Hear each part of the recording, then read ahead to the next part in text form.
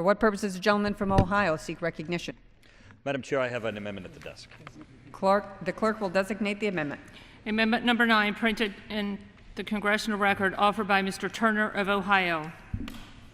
Gentleman from Ohio, recognized for 5 minutes. Madam Chair, my amendment increases by $5 million the minimum level of funding for the International Trade Administration, the amount that they must devote to cracking down on unfair Chinese trade practices. We must ensure that U.S. manufacturers and workers can compete on a level playing field in the global marketplace.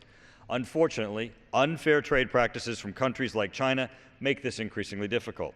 Since the year 2000, there has been a 300% increase in the amount of goods imported from China to the United States.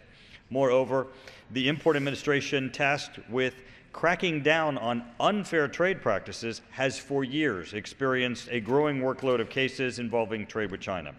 In my own Dayton community, paper producers and their employers have been hurt by unfairly subsidized imports of thermal-coated paper from China and Indonesia.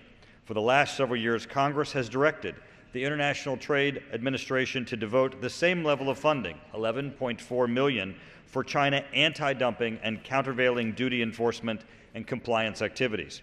Given the rise in Chinese imports and the increased complexity of cases the ITA must evaluate, we must ensure that efforts to protect U.S. manufacturers and employees from unfair trade practices receive sufficient dedicated funding. My amendment simply increases the minimum amount that the International Trade Administration must use for these activities by $5 million, from $11.4 million to $16.4 million, using existing resources provided for under the bill.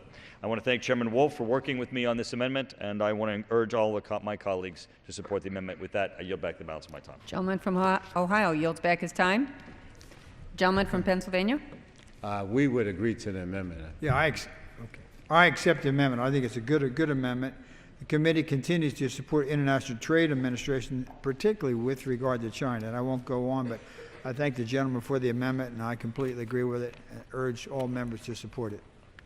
Gentleman from Virginia yields back his time. And the question is on the amendment offered by the gentleman from Ohio. Those in favor signify by saying aye. Opposed will say no. In the opinion of the chair, the ayes have it, and the amendment is agreed to.